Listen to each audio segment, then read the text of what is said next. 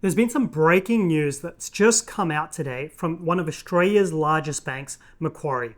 They have now pulled the pin completely, 100% gone for companies and trust lending altogether. Now, on its own, that doesn't sound that big of a deal, but when you understand the full context, this completely changes the scenario for property investors building property portfolios, and many of you who have plans to continue to grow your property portfolio using companies and trusts. Macquarie is the best lender in the marketplace for company and trust lending. They have made it easier, faster, quicker than everyone else, and they have dominated this marketplace for a period of time. But something big has happened this week. On Monday, they came out with a policy to limit it to one company or trust per person, per individual. So you can have one company, one trust that are allowing that borrower to go and have one scenario like this. By Wednesday, they've pulled it all together. This is a huge change for property investors who rely on these companies and trusts to continue to expand their property portfolio over time. Importantly, they've also said why they are banning it. And they point to social media strategies. Yes, I'm here on social media, on YouTube, talking about it with you right now, shortly after it's just hit my inbox. And I'm sharing it with you. Macquarie Bank, one of the largest banks in Australia, one of the largest institutions in Australia, an ASX top 10 company, and one of the best lenders in Australia's marketplace, are pointing to social media strategies and saying, hey, this is no longer acceptable. The reason for this is, for many years, on this very channel, we have talked very explicitly about how to use companies and trusts for yourself as a borrower and how it doesn't represent the right strategy for about 99% of people.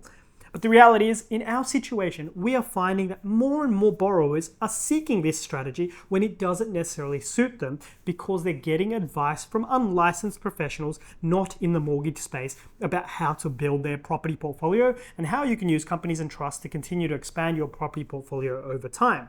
Macquarie, one of the biggest lenders in the marketplace, was aiding and allowing this to occur by effectively providing loans to borrowers who wanted to have structures when they go and purchase.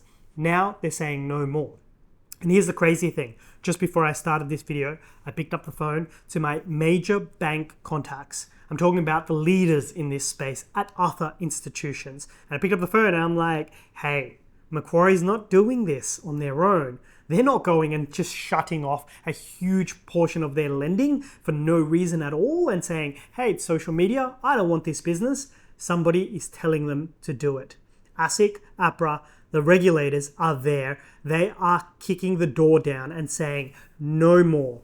We know what borrowers are doing. They are using companies and trusts to shield their debts and expand their borrowing power significantly more. We see it in the data now. Investor lending is at 2017 levels at 40% of total home loans right now. One of the peak points that we've been in. There's an investor boom happening right now. In WA, in Queensland, we are at record highs for investor lending right now. And go to Darwin, it's exactly the same there too. So some of this news is filtering through to the regulators that are just sitting in an office that I can look at right here from the seat that I'm sitting in right now. And they're going to the banks and saying, no, you cannot do that anymore. This is a huge change. I'm going to go through some of what this means for you. So Macquarie, big change happening there. Other major banks, they're sitting at their roundtables right now and they're thinking about, whoa, if Macquarie go, I'm about to be flooded with these loan applications because there's a bunch going into Macquarie that are now going to go into the other major banks who are still in this space. They're looking at it right now and they're thinking, if somebody's come knocking on Macquarie, it's not long before they come knocking on my doors. Or maybe they're already there. So we might see another announcement soon. We might see more announcements from all the other banks saying no more company or trust lending for the average retail borrower. That's you listening to this channel right now.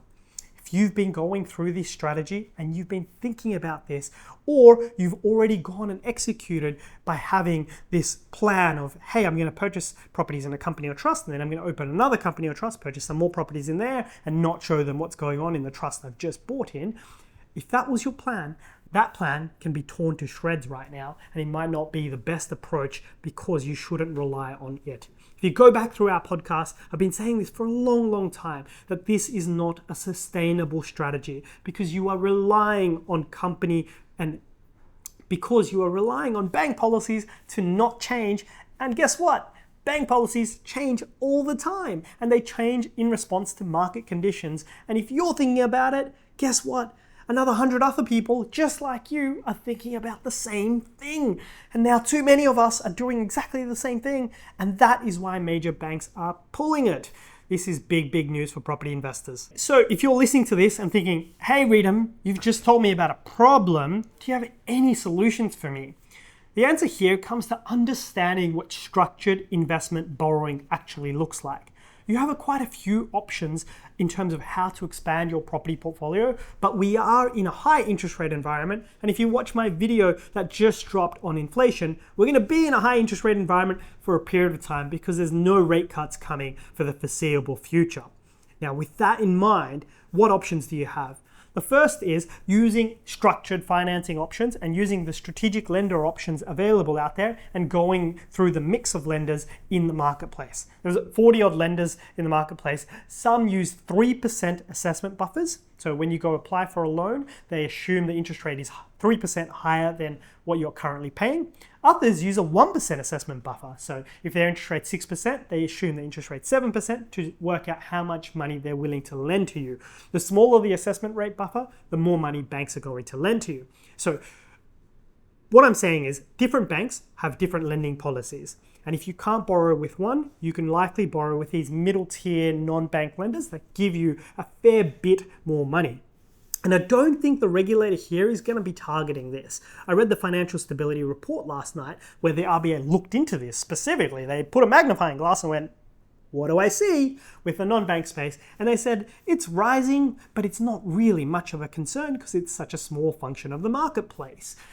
Not much of a risk area when it's sitting with the non-banks out here and they're not doing that much lending as a group. So that is an option that's been on the table for many people for many years, and it's borrowing in your personal name as well, not in companies or trusts. So that option exists. Another option is using your SMSFs as well, which kind of works like this company trust option where you open another structure, your SMSF, your future version of yourself, and it isolates all the debts that you have in your personal name and looks at your future self only. So if you can't borrow in your personal name, you could likely borrow in your SMSF if you've got enough money. Different strategy altogether, and we've done a couple of videos on this channel about that, and we'll do a couple more to give you a little bit more guidance about that strategy. But overall, you are taking away one of the main options available in the marketplace for retail investors. Now, the reason why I use the word retail investors is, if you think about it, businesses, wealthy people, everyone uses companies or trusts as an asset protection vehicle. And banks will still want to lend to these borrowers over time. They're just going to restrict the channel and restrict the ability of those that are looking for it for just a property investing strategy. They're going to block that off, and they'll allow it for other types of individuals and strategies that actually suit, but not property investors looking to, grow. If you're thinking of small business owners and things like that that actually run businesses, they'll likely continue to allow people to use companies and trusts to continue to borrow over time. It's obviously a standard structure for many people to purchase in, but not so much for mum and dad property investors looking to grow.